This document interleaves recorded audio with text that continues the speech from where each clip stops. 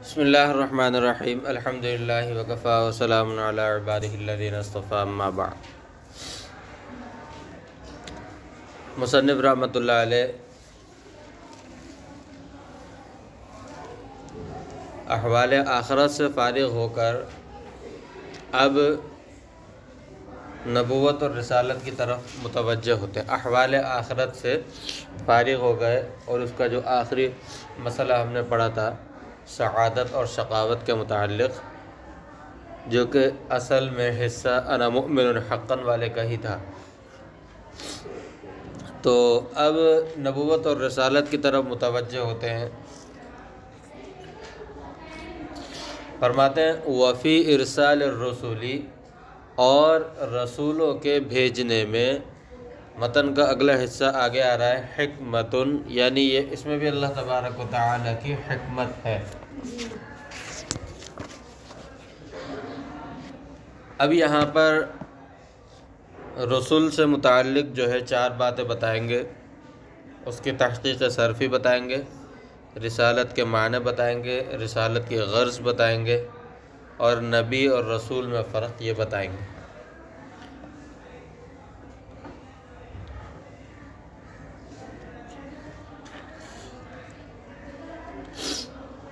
جمع رسول علی فعول من الرسالت، فرمایا کہ یہ رسول کی جمع ہے، اور رسول رسالت سے فعول کے وزن پر آتا ہے۔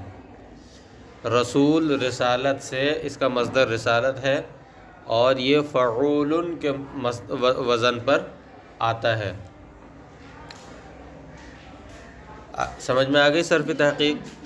وہی اب رسالت ہے کیا، اس کے معنی کیا ہے؟ وہی سفارت العبد بین اللہ وبین ذوی الالباب من خلیقتہ لیزیح بها عللہم فیما قصرت عنہ عقولہم من مصالح الدنیا والآخرہ۔ رسالت کسے کہتے ہیں؟ کہتے ہیں رسالت کہتے ہیں اللہ اور اللہ کے عقل مند بندوں کے درمیان، اللہ کے بندوں کے درمیان جو کہ اس کی مخلوق میں سے عقل ہیں، جو اس کی مخلوق میں سے عاقلین ہیں، یہ یوں کر لیں کہ وہ سفارت ہے بندے کی، وہ بندے کی سفارت ہے اللہ اور اللہ کی ذی عقل مخلوق کے درمیان، ذی عقل مخلوق کے درمیان، لیزیح بها عللہم، تاکہ لیزیح بها، تاکہ وہ جو ہیں، وہ بندہ جو اللہ اور اللہ کی عقل مند مخلوق یعنی انسانوں کے درمیان جو سفیر بن رہا ہے، وہ ان کی بیماریوں کو زائل کرے۔ یزیح یعنی یزیلا، ان زائل کرے اس سفارت کے ذریعے سے عللہم، ان کی بیماریوں کو، فیما وہ بیماریاں یعنی ایسی بیماریاں قصرت عنہ عقولہم کہ جن بیماریوں کو دور کرنے سے یا سمجھنے سے ان کی عقلیں قاصر ہوں، یعنی بندوں کی، عام بندے کی عقل جو ہے ان بیماریوں کو دور نہ کر سکے اور دور کرنے کا راستہ نہ پا سکے۔ من مصالح الدنیا والآخرہ، وہ جو بیماریاں ہیں روحانی بیماریاں، چاہے وہ دنیاوی مصلحتوں میں سے ہو یا آخرت کی مصالح اور آخرت کی مصلحتیں ہو، تو ان کو یعنی ایسے کسی بندے کی سفارت یا کسی بندے کا سفیر بننا اللہ اور اللہ کی ذی عقل مخلوق کے درمیان، تاکہ ان کی بیماریوں کو، ان بیماریوں کو زائل کرے جن کو دور کرنے سے اور ان کو سمجھنے سے ان کی عقلیں قاصر ہیں، اور وہ بیماریاں چاہے دنیاوی مصلحتیں ہوں یا آخرت کی مصلحتیں ہوں۔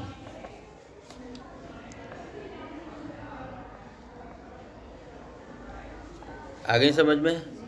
یعنی پتہ چلا کہ رسول جو ہوتے ہیں وہ ہوتے تو انسان ہی ہیں، بشر ہی ہیں،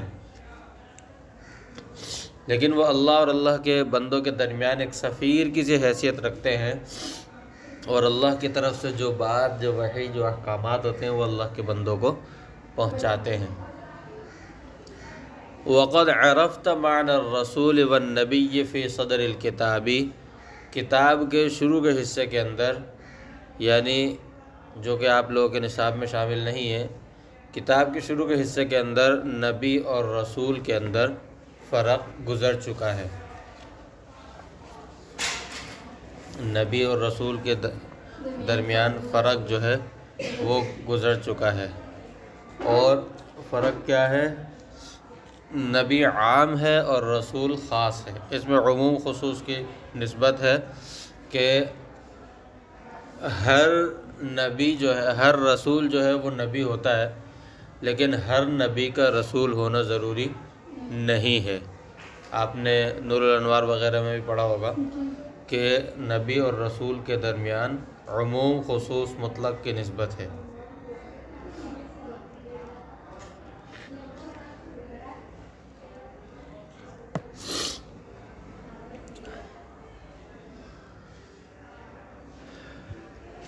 حکمتن یعنی رسولوں کو بھیجنے میں حکمت ہے، ای مصلحتن وعاقبتن حمیدتن، یعنی مصلحت ہے اور اچھی آخرت ہے، رسول عاقبتن حمیدتن اچھا انجام ہے۔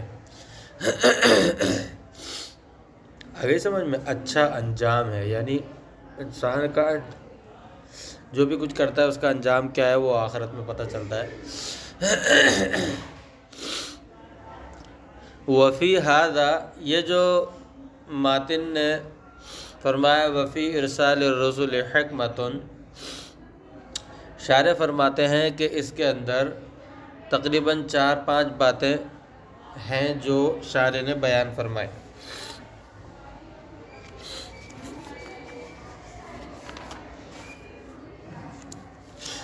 اب یہ جو شارح نے رسالت کی تعریف بیان کی ہے، شارح نے جو رسالت کی تعریف بیان کی ہے، یہ تعریف اس لیے بیان کی ہے، یعنی سفارت العبد، یہ اس لیے بیان کی ہے تاکہ ان لوگوں کی تردید ہو جائے جو یہ کہتے ہیں کہ ہر حیوان میں نبی آئے ہیں۔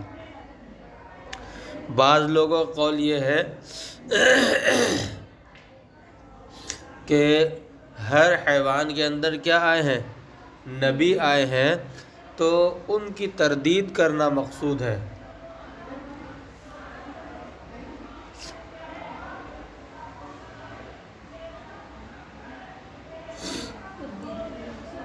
ان کی تردید کرنا مقصود ہے، اسی لیے شارح رحمۃ اللہ علیہ نے، علامہ تفتازانی نے یہ تعریف ارسال یعنی رسول کی یہ تعریف بیان کی۔ اللہ تبارک و تعالی فرماتے ہیں قرآن میں، انا ارسلناک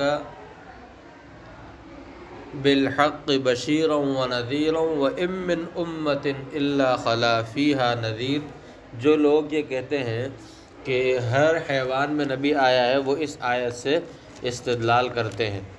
وَإِن مِّنْ أُمَّةٍ إِلَّا خَلَا فِيهَا، اور کوئی ایسی امت نہیں جس میں کوئی خبردار کرنے والا نہ آیا ہو۔ وہ کہتے ہیں کہ اس سے پتہ چلتا ہے کہ ہر حیوان کے اندر کیا ہے؟ نبی آیا۔ تو شارح نے ان کی تردید کی ہے، کیونکہ یہ بات جو ہے انتہائی نامناسب ہے۔ اس کا مطلب تو یہ ہوگا کہ ہر جانور میں بھی نبی آئے، ہر حیوان میں تو ہر جانور شامل ہو جائے، تمام جانور بھی شامل ہو جائیں گے، اور اس کا مطلب یہ ہوا کہ ہر جانور میں بھی نبی آئے نعوذ باللہ، اور جو غلیظ ترین جانور ہیں ان کے اندر بھی نعوذ باللہ نبی آئے ہیں۔ لہذا یہاں پر شارح رحمۃ اللہ علیہ نے ان کی تردید کی ہے، اور اس آیت کو، جس آیت کو انہوں نے اِنَّا أَرْسَلْنَاكَ بِالْحَقِّ بَشِيرًا وَنَذِيرًا وَإِن مِّنْ أُمَّةٍ إِلَّا خَلَا فِيهَا نَذِيرٌ، جس کو انہوں نے استدلال کیا ہے اس سے مراد انسان کے گروہ اور انسان کے طبقات ہیں۔ آ رہی سمجھ میں؟ انسان کے گروہ اور انسان کے طبقات ہیں امتن سے، ہر حیوان کے طبقات یہاں پر مراد نہیں ہے۔ دوسری بات یہ، اچھا مالکیہ کے نزدیک جو شخص یہ کہے ہر جنس سے حیوان میں نبی آیا ہے تو ایسا شخص کافر ہے۔ مالکیہ کے نزدیک جو یہ کہے کہ حیوان کی ہر جنس میں نبی آیا ہے، یعنی ہر حیوان میں نبی آئے ہیں، مالکیہ کے نزدیک وہ شخص کیا ہے؟ کافر ہے، کیونکہ وہ گستاخی کا مرتکب ہو رہا ہے، اور نبی اور رسول کا گستاخ جو ہے وہ کافر ہے۔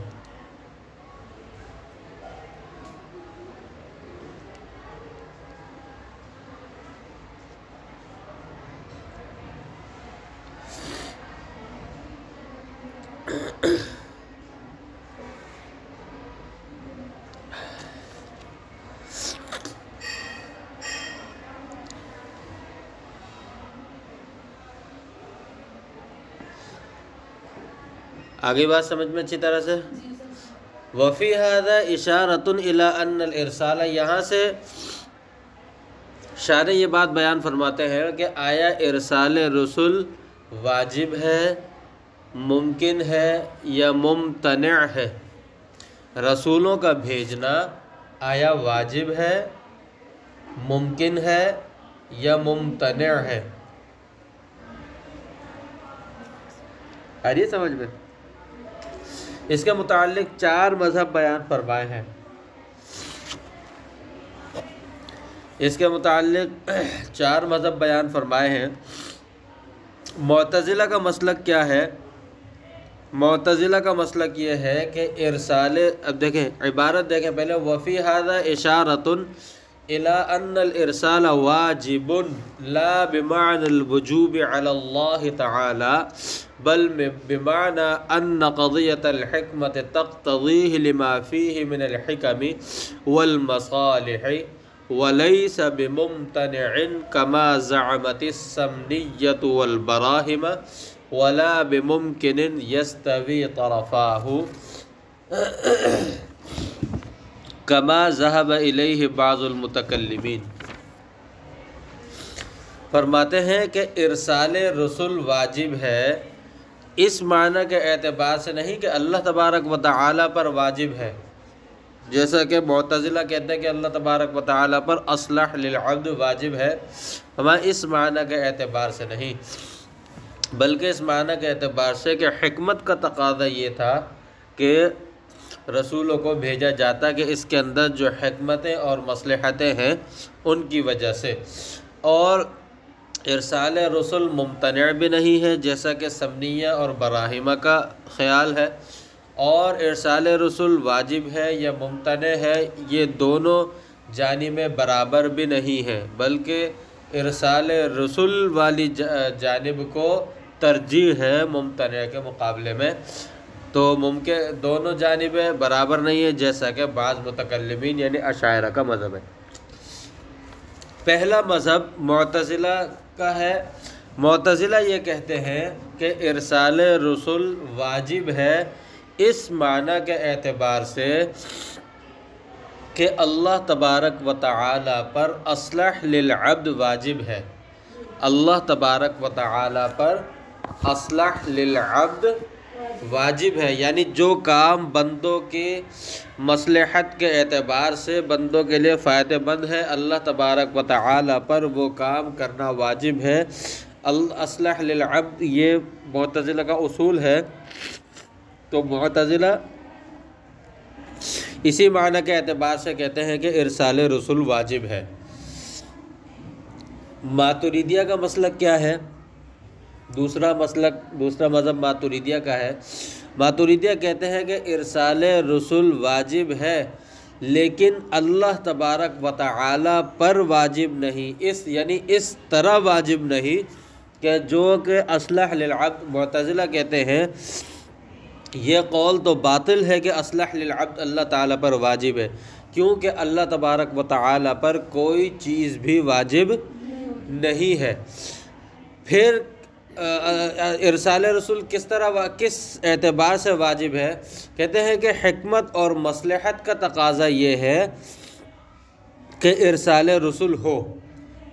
ارسال رسول میں جو حکمتیں اور مصلحتیں ہیں ان کا تقاضا یہ ہے کہ ارسال رسول ہونا چاہیے، تو یوں سمجھ لیں بمقتضائے حکمت و مصلحت ارسال رسول کا صدور اللہ تبارک و تعالی سے واجب ہے، اور اللہ تبارک و تعالی ارسال رسول کے ترک پر بھی قادر ہے۔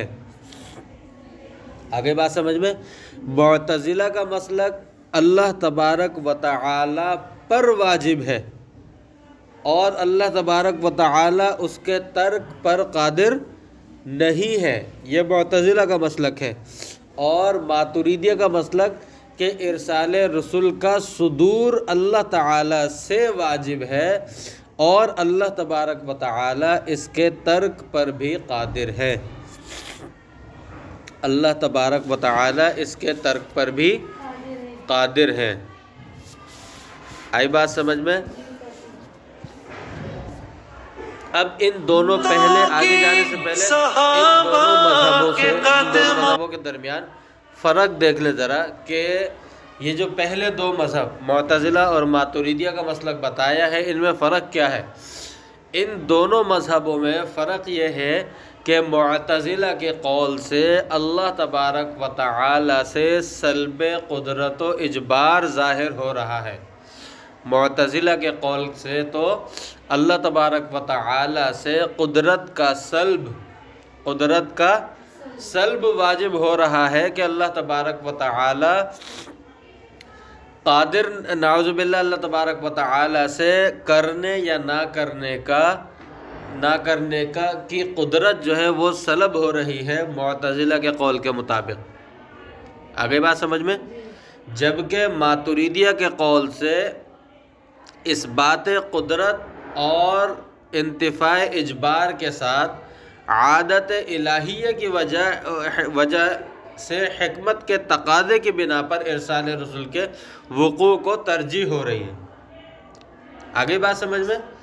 یعنی ماتریدیہ کے جو قول ہے ان کے قول سے اس بات قدرت اور انتفاع اجبار، اس کے ساتھ اللہ تبارک و تعالی کی جو عادت ہے، عادت الہیہ کی وجہ سے حکمت، اللہ تعالیٰ کی عادت بھی یہی ہے کہ جو حکمت کی چیزیں اور حکمت کے کام ہوتے ہیں وہ جس میں حکمتیں ہوتی ہیں وہ کام اللہ تبارک و تعالی سے صادر ہوتے ہیں، اللہ تعالیٰ اس کو ترجیح دیتے ہیں۔ تو عادت الہیہ یا عادت اللہ کے مطابق جو اللہ تبارک و تعالیٰ کی عادت ہے اس کو مد نظر رکھتے ہوئے، اس کو دیکھتے ہوئے یہ کہا جاتا ہے، ماتریدیہ یہ کہتے ہیں کہ اللہ تبارک و تعالیٰ میں ارسال رسول کے وقوع کو ترجیح ہے، یعنی اللہ تعالیٰ اس کے سلب کو یعنی ترک پر بھی قادر ہیں، لیکن پھر بھی جب اللہ تبارک و تعالی وقوع پر بھی قادر ہے ارسال رسول کے اور ترک پر بھی قادر ہے ارسال رسول کے، تو حکمت کے تقاضے کی وجہ سے کون سی جانب راجع ہوئی؟ وقوع ارسال رسول کے وقوع والی جانب راجع ہوئی، اگرچہ اللہ تعالیٰ ترک بھی کر سکتے ہیں۔ معتزلہ کے مسلک کے مطابق صرف ایک ہی جانب ہے اور وہ ارسال رسول ہے، ترک پر اللہ تبارک و تعالیٰ نعوذ باللہ قادر نہیں ہے، یہ معتزلہ کا مسلک ہے۔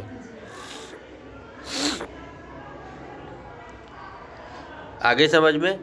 یعنی یوں سمجھ لیں، آسان لفظوں میں اس کو دوبارہ یوں سمجھ لیں کہ ارسال رسول کی دو جانبیں ہوئیں، وقوع اور غیر وقوع، وقوع اور غیر وقوع۔ معتزلہ کے قول کے مطابق صرف اس کے اندر ایک ہی جانب ہے اور وقوع کی جانب ہے، ترک غیر وقوع کی جانب ان کے نزدیک نہیں ہے اصلح للعبد کی بنا پر۔ ماتریدیہ کے نزدیک وقوع اور غیر وقوع دونوں جانبیں ہیں، موجود ہیں، دونوں جانبیں اللہ تبارک و تعالیٰ کے ساتھ معلق ہیں، البتہ حکمت کی وجہ سے اور عادت اللہ کی وجہ سے جانب وقوع راجع ہے غیر وقوع کے مقابلے میں۔ آگے بات سمجھ میں؟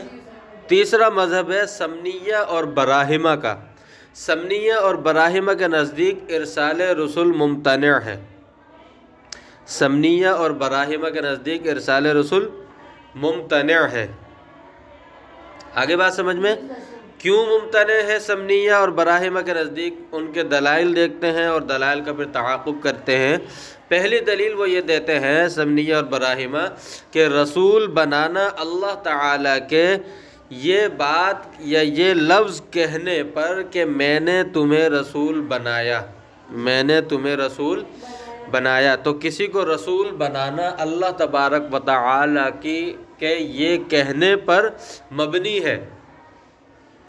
یعنی اللہ تبارک و تعالیٰ کسی کو یہ کہیں گے کہ میں نے تمہیں رسول بنایا تو ہی کوئی رسول بن سکتا ہے۔ اور سمنیہ اور براہیمہ کہتے ہیں کہ اس قول کے بارے میں یقین کرنا اس کا کوئی ذریعہ ہی نہیں ہے۔ کیسے یقین کریں کہ اللہ تبارک و تعالی نے اس بندے کو یہ کہا ہے کہ میں نے تمہیں نبی بنایا، میں نے تمہیں رسول بنایا؟ تو کہتے ہیں کہ جب اس قول پر یقین کرنے کا کوئی ذریعہ نہیں ہے، کیوں؟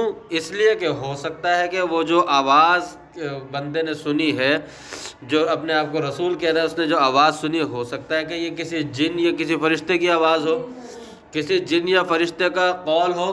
تو جب اس کے اندر جن یا فرشتے کا، یہ بھی پوشیدہ ہوتے ہیں، نظر نہیں آتے، تو کسی جن یا فرشتے کا قول جب اس کے اندر اس بات کا احتمال آ گیا، تو پھر اس احتمال کے موجود ہوتے ہوئے یہ کیسے کہا جا سکتا ہے کہ یہ جو کہا ہے کہ میں نے، یہ جو قول سنا ہے کہ میں نے تمہیں رسول بنایا، میں نے تمہیں نبی بنایا، یہ اللہ کا قول ہے؟ یہ کیسے کہا جا سکتا ہے؟ جب جن یا فرشتے کے قول کا احتمال آ گیا تو پھر اس بات کا یقین کیسے کیا جا سکتا ہے کہ یہ اللہ تبارک و تعالی کا قول ہے؟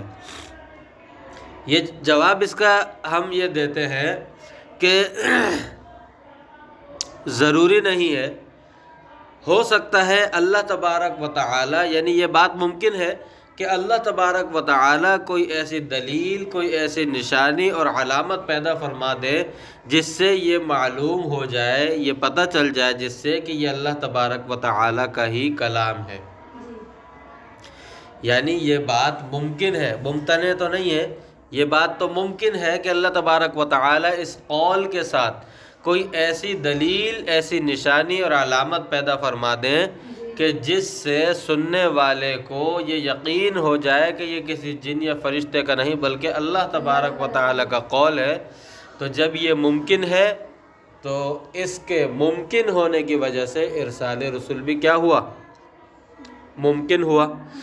جو تم نے ممتنع ہونے کی جو وجہ بیان کی ہے، وہ وجہ جب ختم ہو گئی تو پتہ چلا کہ ارسال رسول ممکن ہوا۔ ان کے اعتبار سے کہہ رہے ہیں، وگرنہ ارسال رسول ہم واجب بتا کے آئے ہیں اوپر ماتریدیہ کے مسلک کے مطابق، ٹھیک ہے۔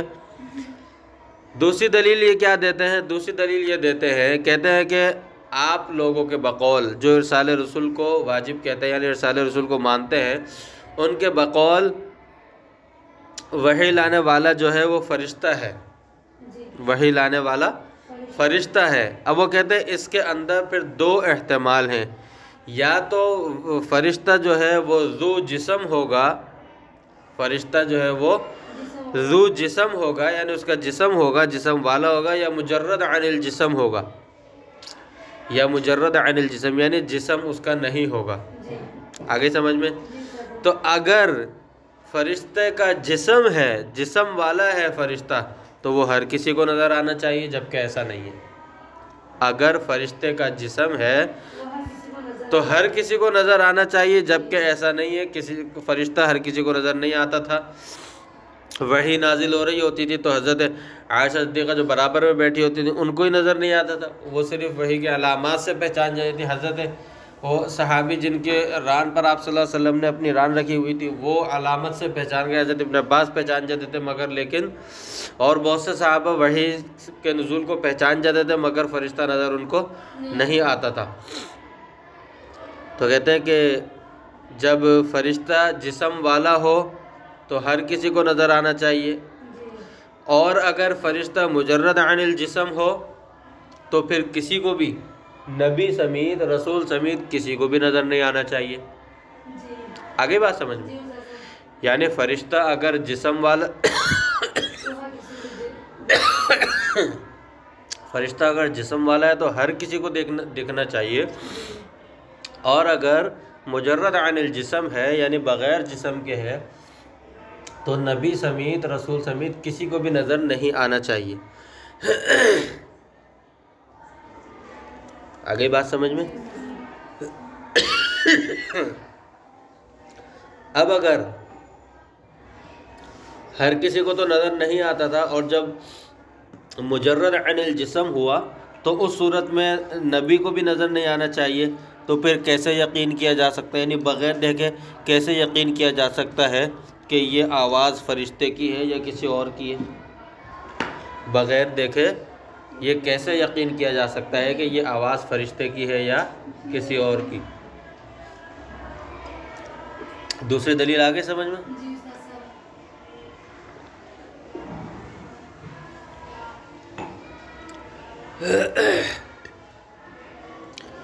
دوسری دلیل آ گئی، دوسرا سوال آ گیا، اعتراض آ گیا، سب کو سمجھ میں؟ اس کا جواب ہم یہ دیتے ہیں کہ رؤیت کے خالق کون ہے؟ کون ہے رؤیت کے خالق؟ اللہ تبارک و تعالی۔ تو جب اللہ تبارک و تعالی رؤیت کے خالق ہیں تو وہ اس بات پر قادر ہیں کہ وحی لانے والے فرشتے کی رؤیت اگرچہ مجرد عن الجسم ہو، یعنی جسم سے خالی اس کا جسم نہ ہو، وحی لانے والے فرشتے کی رؤیت نبی پر کھول دیں اور باقیوں پر پوشیدہ رکھیں، اور باقیوں پر پوشیدہ رکھیں۔ آگے جواب سمجھ، یعنی رؤیت کے خالق اللہ تبارک و تعالی ہے، اور اللہ تبارک و تعالی اس بات پر قادر ہے کہ فرشتہ کسی کو نظر آ جائے اور کسی کو نظر نہ آئے، فرشتے کی رؤیت کسی پر تو کھل جائے اور کسی پر فرشتے کی رؤیت نہ کھلے، پوشیدہ رہے۔ تو جب یہ بات ہے اس کا مطلب یہ ہوا کہ آپ نے جو دوسری دلیل دی تھی وہ دوسری دلیل بھی آپ کی ٹوٹ گئی، وہ دوسری دلیل بھی آپ کی ختم ہو گئی، ٹھیک ہے؟ یہ تو تھا ثمنیہ اور براہیمہ کا متفقہ مسئلہ۔ پھر براہیمہ کہتے ہیں کہ ارسال رسول محال تو نہیں ہے، لیکن وہ یہ کہتے ہیں کہ اس کی حاجت نہیں۔ براہیمہ کیا کہتے ہیں کہ اس کی حاجت نہیں ہے۔ حاجت اس کی نہیں ہے، وہ کیوں؟ وہ انشاءاللہ پھر کل پڑھتے ہیں کہ اس کی براہیمہ پھر ارسال رسول کو محال تو نہیں لیکن کہتے ہیں کہ حاجت نہیں ہے، کیوں کہتے ہیں یہ انشاءاللہ پھر کل پڑھتے ہیں۔ وآخر دعوانا الحمدللہ رب العالمین۔